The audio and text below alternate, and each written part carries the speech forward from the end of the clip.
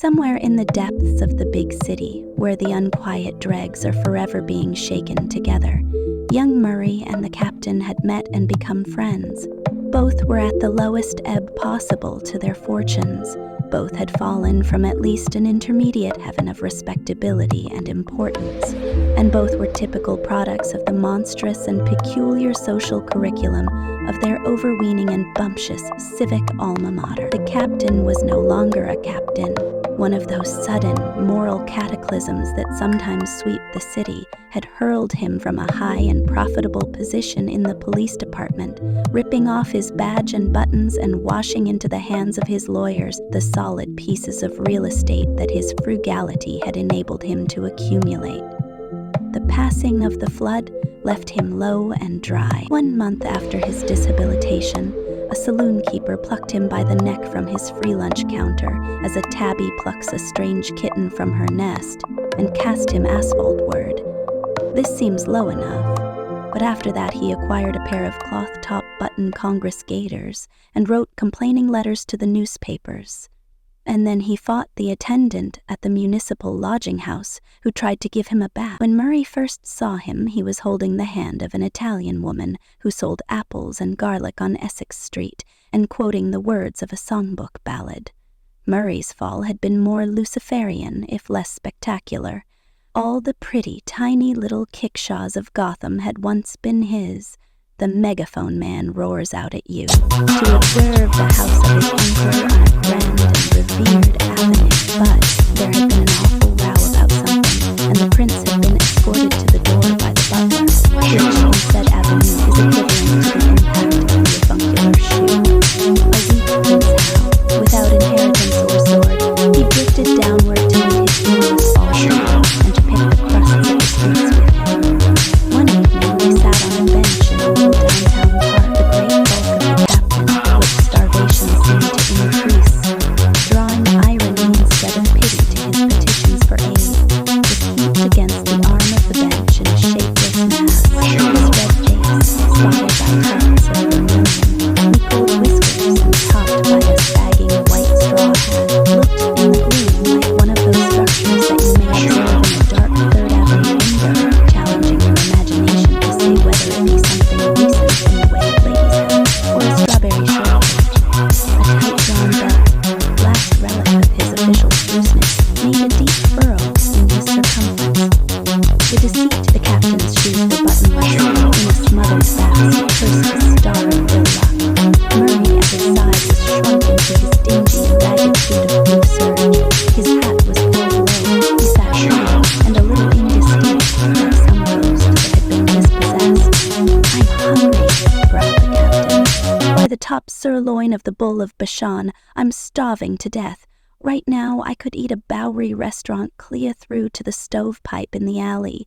Can't you think of nothing, Murray? You sit there with your shoulders scrunched up, giving an imitation of Reginald Vanderbilt driving his coach. What good are them airs doing you now? Think of some place we can get something to chew." "You forget, my dear captain," said Murray, without moving, "that our last attempt at dining was at my suggestion." "You bet it was," groaned the captain. "You bet your life it was. Have you got any more like that to make, eh?" "I admit we failed," sighed Murray. "I was sure Malone would be good for one more free lunch after the way he talked baseball with me the last time I spent a nickel in his establishment." "I had this hand," said the captain, extending the unfortunate member. "I had this hand on the drumstick of a turkey and 2 sardine sandwiches when them waiters grabbed us." "I was within 2 inches of the olives," said Murray. "Stuffed olives. I haven't tasted one in a year." "What'll we do?" grumbled the captain. "We can't starve." "Can't we?" said Murray quietly. "I'm glad to hear that. I was afraid we could—" "You wait here," said the captain, rising heavily and puffily to his feet. "I'm going to try to make one more turn. You stay here till I come back, Murray. I won't be over half an hour. If I turn the trick, I'll come back flush." He made some elephantine attempts at smartening his appearance. He gave his fiery mustache a heavenward twist. He dragged into sight a pair of black-edged cuffs, deepened the crease in his middle by tightening his belt another hole, and set off, jaunty as a zoo rhinoceros, across the south end of the park. When he was out of sight, Murray also left the park, hurrying swiftly eastward. He stopped at a building whose steps were flanked by 2 green lights. "A police captain named Maroney," he said to the desk sergeant, "was dismissed from the force after being tried under charges 3 years ago. I believe sentence was suspended. Is this man wanted now by the police?" "Why are ye asking?" inquired the sergeant with a frown. "I thought there might be a reward standing," explained Murray easily. "I know the man well. He seems to be keeping himself pretty shady at present. I could lay my hands on him at any time. If there should be a reward—" "There's no reward," interrupted the sergeant shortly. "The man's not wanted, and neither are ye, so get out. Ye are friendly with and ye would be selling Out with ye quick, or I'll give ye a start." Murray gazed at the officer with serene and virtuous dignity. "I would be simply doing my duty as a citizen and gentleman," he said severely, "if I could assist the law in laying hold of one of its offenders." Murray hurried back to the bench in the park. He folded his arms and shrank within his clothes to his ghost-like presentment. 10 minutes afterward, the captain arrived at the rendezvous, windy and thunderous as a dog day in Kansas. His collar had been torn away, his straw hat had been twisted and battered, his shirt with oxblood stripes split to the waist, and from head to knee he was drenched with some vile and ignoble greasy fluid that loudly proclaimed to the nose its component leaven of garlic and kitchen stuff. "For heaven's sake, Captain," sniffed Murray, "I doubt that I would have waited for you if I had suspected you were so desperate as to resort to swill barrels. Cheese it," said the captain harshly. "I'm not hogging it yet. It's all on the outside. I went around on Essex and proposed marriage to that Katrina that's got the fruit shop there. Now that business could be built up. She's a peach as far as a Dago could be. I thought I had that senorina mashed sure last week, but look what she done to me. I guess I got too fresh." "Well, there's another scheme queered." "You don't mean to say," said Murray with infinite contempt, "that you would have married that woman to help yourself out of your disgraceful troubles?" "Me?" said the captain. "I'd marry the Empress of China for one bowl of chop suey. I'd commit murder for a plate of beef stew. I'd steal a wafer from a waif. I'd be a Mormon for a bowl of chowder," said Murray, resting his head on his hands. "That I would play Judas for the price of 1 drink of whiskey. For 30 pieces of silver I would—" "Oh, come now," exclaimed the captain in dismay. "You wouldn't do that, Murray? I always thought that Kike's squeal on his boss was about the lowest downplay that ever happened. A man that gives his friend away is worse than a pirate." Through the park stepped a large man, scanning the benches where the electric light fell. "Is that you, Mac?" he said, halting before the derelicts. His diamond stick pin dazzled, his diamond-studded fob chain assisted. He was big and smooth and well-fed. "Yes, I see it's you," he continued. "They told me at Mike's that I might find you over here. Let me see you a few minutes, Mac." The captain lifted himself with a grunt of alacrity. If Charlie Finnegan had come down in the bottomless pit to seek him, there must be something doing. Charlie guided him by an arm into a patch of shadow. "You know, Mac," he said, "they're trying Inspector Pickering on graft charges." "He was my inspector," said the captain.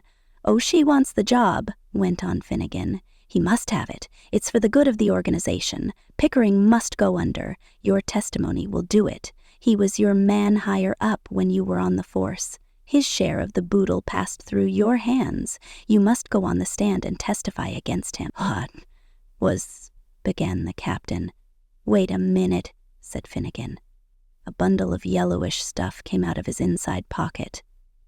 $500 in it for you, $250 on the spot, and the rest— "He was my friend, I say," finished the captain. "I'll see you and the gang and the city and the party in the flames of Hades before I'll take the stand against Dan Pickering. I'm down and out, but I'm no traitor to a man that's been my friend." The captain's voice rose and boomed like a split trombone. "Get out of this park, Charlie Finnegan, where us thieves and tramps and boozers are your betters, and take your dirty money with you." Finnegan drifted out by another walk. The captain returned to his seat. I couldn't avoid hearing, said Murray drearily. I think you are the biggest fool I ever saw. What would you have done? Asked the captain. Nailed Pickering to the cross, said Murray. Sawney, said the captain huskily and without heat. You and me are different. New York is divided into two parts, above 42nd Street and below 14th. You come from the other part. We both act according to our lights. An illuminated clock above the trees retailed the information that it lacked the half hour of 12. Both men rose from the bench and moved away together as if seized by the same idea. They left the park, struck through a narrow cross street, and came into Broadway, at this hour as dark, echoing and de-peopled as a byway in Pompeii.